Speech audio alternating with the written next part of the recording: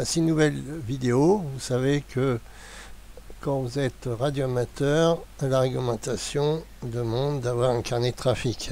Donc le carnet de trafic que j'ai trouvé en français, donc c'est grâce à un radioamateur F6 ADE qui a réalisé ce journal de bord, carnet de trafic pour les radioamateurs, journal de bord par rapport à la réglementation, qui permet d'enregistrer vos QSO. Donc comme vous pouvez voir ici, j'ai déjà installé le logiciel ADE. Automatiquement s'installe les logiciels pour les concours. Donc Trafic 2023, je vais cliquer dessus puisque il faut savoir qu'il faut s'enregistrer. Voilà. Donc le carnet vient de s'ouvrir. Il est non enregistré.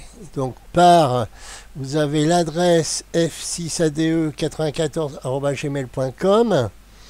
Vous envoyez un mail avec votre indicatif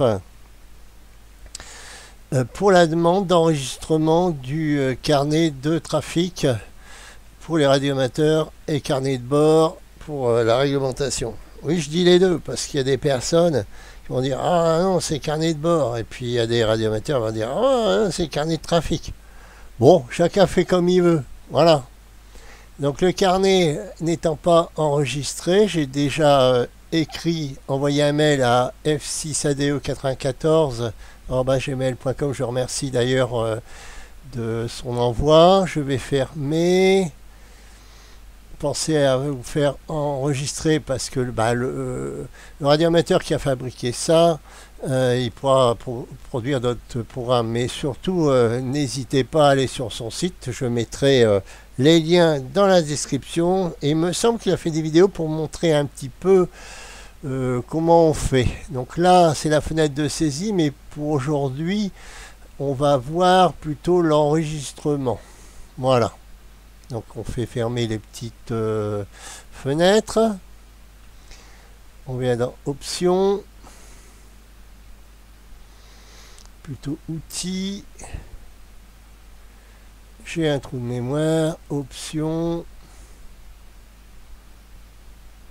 Enregistrement. Voilà. On clique dessus. Entrez le numéro d'enregistrement sans espace. On colle le locator. J'ai dû le noter quelque part. Voilà.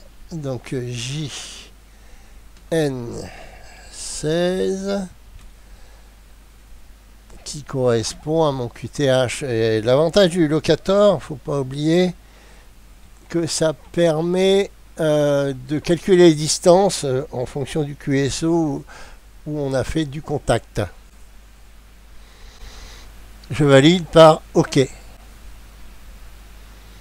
Et tout se referme, tout s'ouvre. Et voilà. Je n'ai plus la fenêtre comme quoi qu'il faut l'enregistrement. Là, c'est bien marqué de façon officielle pour la NFR. J'aurai mon carnet trafic en français, j'insiste, de F4 LCD Lima Charlie Delta qui va permettre de rentrer mes QSO. Voilà. Donc, je suis débutant dans le métier, hein, quand même. Hein. Donc, ce qu'il faut savoir, fenêtre de saisie, j'y reviendrai. Et puis, je pense que notre ami F6ADE a fait des vidéos dessus. Je verrai avec lui ce qu'on peut... Enfin, on va voir ce que je peux faire. Vous avez la date du jour, l'heure de début. L'heure de fin n'est pas obligatoire hein, pour la NFR au niveau réglementation. L'heure de début, on peut le mettre, hein, c'est pas interdit. Hein. L'indicatif, il me semble, du correspondant, puisque vous êtes enregistré avec votre indicatif, son signal, votre signal, la fréquence, le mode on clique dessus, hein, SSB, USB. Et je vois qu'on peut aussi enregistrer en FT8. Pas mal ça. Donc le FT8, le signal est mis automatiquement, puisque c'est un mode, je vais dire, numérique. Enfin, moi j'appelle ça numérique. un mode de trafic à faible puissance, puisque j'ai eu le Japon il n'y a pas si longtemps que ça, avec 30 watts. Et du coup, vu que j'ai eu beaucoup de correspondants, eh ben, j'ai passé à 5 watts. Voilà, on verra ce que ça donne. Observation, donc éventuellement, on peut mettre par exemple les conditions de trafic, antenne, poste, radio, enfin tout ce qui est. Et après, on fait ajouter.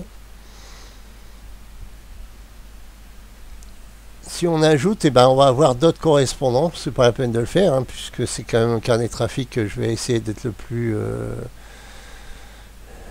judicieux possible. REF. Donc dans le REF, qu'est-ce qu'il y a? Bon. Donc je vais retirer ça. Ça, c'est certainement des choses à préparer avant. Voilà, j'efface. Hein. Voilà. AMQTH ne figure pas. Ok. D'accord. Ok. Donc voilà. Petite vidéo pour ceux qui débutent et qui cherchent un carnet de trafic, parce que j'ai pas mal demandé à un certain nombre de radioamateurs, mais leur proposition c'était souvent soit ils utilisaient un carnet de trafic avec XL, donc c'est très bien pour ceux qui gèrent, qui connaissent le XL, donc c'est super. Moi, ça fait trop longtemps que j'ai arrêté le Pro. Et XL, il y avait, je connaissais un peu le minima, quoi. Bon, pour ceux-là, si vous connaissez, n'hésitez pas. Hein. Là, je fais annuler et fermer. Aucune fiche à visualiser, c'est normal. Alors, des petites astuces qui est donnée. Hein. Je ne coche pas ne plus montrer les astuces au démarrage. Je trouve que c'est pas mal. Je peux agrandir, voilà. Et ben voilà, ça donne déjà une bonne idée du carnet de trafic en français. N'hésitez pas à vos retours, vos commentaires. N'hésitez pas. Votre partage, eh ben, c'est votre partage d'expérience. Si vous avez d'autres systèmes en français, mais qui restent simples, pas trop compliqué, pas une usine à gaz. Il y a des super que je nommerai pas pour l'instant, des carnets de trafic vraiment. Alors c'est vrai que c'est une usine à gaz au départ, mais franchement vous avez des cartes, c'est vraiment bien fait. J'attends avec impatience qu'il soit rendu en français. Voilà, et je vous souhaite bonne journée. À bientôt pour de nouvelles aventures. J'aime bien ce terme.